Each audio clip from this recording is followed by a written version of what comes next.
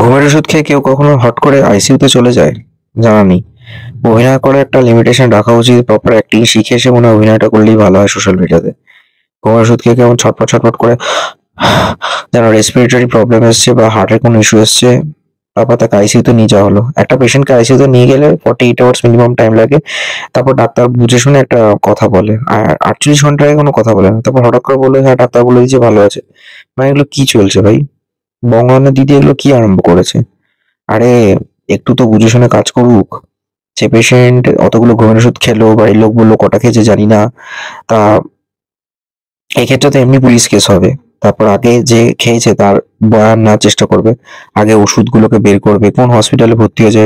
যখন এতই সবকিছু টেলিকাস্ট করছে তা সেটা বলুক যে কোন হসপিটালে কোথায় কত বেড নাম্বার রয়েছে, কিভাবে ওষুধগুলোকে বের করা হলো, পাম্প করে বের করা হলো না কিভাবে করলো, কতটা ওষুধ রয়ে গেল, 48 আওয়ার্স এর আগে কি করে তার দিদি চলে গেল পুলিশের কাছে কেস করতে, পুলিশ নিজে আসবে, তার থেকে বয়ান নেবে, পুরোটা জানার চেষ্টা করবে। তারপর পুলিশ স্বতঃপ্রণোদিতভাবে একটা মামলা হয়তো যদি মনে করে বঙ্গরনের এগেনস্টে দেবে। এগুলো হচ্ছে প্রসেস।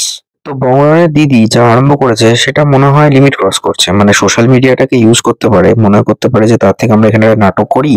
কিন্তু সেটা কেন বলছে যে আমাদের মানে সত্যিকারের জীবনে ঘটনাটা ঘটছে। তার মা, দিদা, কাকিমা সবাইকে নিয়ে বসে সেখানে একটা গল্প বাঁধার চেষ্টা করবে। আবার বলবে যে হাতে কামড়ে দিয়েছে। তা হাতে যদি কামড়ে তাহলে তো হাতটা ফোলা থাকবে, সেসবও দেখতে পেলাম না।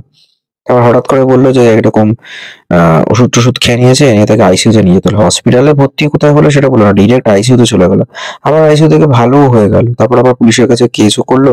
পুলিশ নাকি তুলে নিয়ে যাচ্ছে। তা পুলিশের এগেইনস্টে গেল। পুলিশ যে মানে বংরনের এগেইনস্টে কত ধারায় কটা কি চার্জ দিল, কি ঘটলো। মোস্ট প্রবাবলি মজিলপুর থানা নাকি সামথিং আমি ঠিক দেখলাম না।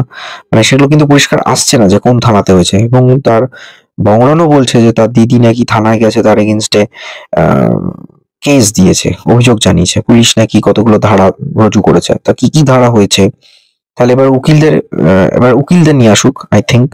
তাহলে বুঝবো যে হ্যাঁ উকিলরা কি বলছে, কত রকম ধারায় কি কেস হয়েছে। তাহলে ব্যাপারটা না হয় বুঝবো যে হ্যাঁ সত্যি কতখানি। মানে আমি এখনো বুঝে পাচ্ছি না যে এগুলো কি শুধু গল্পের পর গল্প চলছে, নাকি বাস্তব ক্ষেত্রে এরকম কিছু ঘটেছে। ভাই তোরা এবার নিজের একটু ঠিকঠাক ভাবে প্রেজেন্ট কর। আই থিংক সেটা বেটার হবে। যে শুধু এইভাবে হাঁপানি তুলে ওষুধ খেয়ে এরকম হয় না। ওষুধ খেলে মানুষজন ঘুমিয়ে পড়ে, এরকম করতে থাকে না, ঠিক আছে? তাহলে তার রেসপিরেটরি প্রবলেম হয় বা হার্টের কোনো প্রবলেম হয়, যেখানে শ্বাস প্রশ্বাস নিতে সমস্যা হয়। ঘুমের ওষুধ খেলে সে ঘুমিয়ে পড়ে, তাকে ঘুম থেকে তোলা যায় না, সে আচ্ছন্ন অবস্থায় থাকে। কিছুই হচ্ছে না ঠিকঠাক ভাবে, স্ক্রিপ্ট ওয়াইজ প্রপার ট্রেনিং হয়নি, ডিরেকশন ঠিকঠাক নেই। আই থিঙ্ক আরেকটু ব্রাশ আপ করে এই সমস্ত করাটা উচিত ছিল, যাতে মানুষ আরো ভালো খেতে পারে। এইভাবে খায় না ভাই। আর যাই হোক, তারপর পুলিশে গেল। পুলিশের কি বলছে না বলছে, তো পুলিশের ইন্টারভিউ নেওয়া যাবে না, মানলাম। পুলিশ কি বাইট দিচ্ছে বলে যাবে না। তারপরে তোরা যে উকিলকে হায়ার করেছিস সেই সমস্ত উকিলরা বলুক যে কততম ধারায় ও এখন আবার বিএনএসএস হয়েছে, মানে ভারতীয় ন্যায় সংহিতা।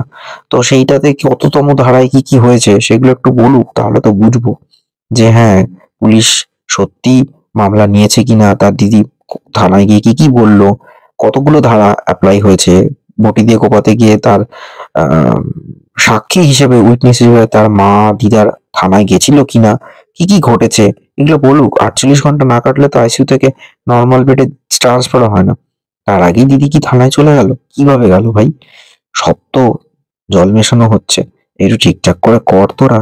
I think stay tune on Bong stories. ভিডিওটা কেমন লাগলো অবশ্যই জানাবেন। আর হ্যাঁ, চ্যানেলটা সাবস্ক্রাইব করুন, চ্যানেলে বাকি ভিডিওগুলো দেখুন। কেন রোস্ট আমি করি না, কিন্তু ক্রিটিসাইজ তো করবো। ঠিকঠাক হলে মেনে নেবো। ভালোকে ভালো বলতে জানি, খারাপকে খারাপ বলতে জানি। গল্প যদি তুমি ভুলভাল দাও, অ্যানালিসিস তো করবোই ভাই।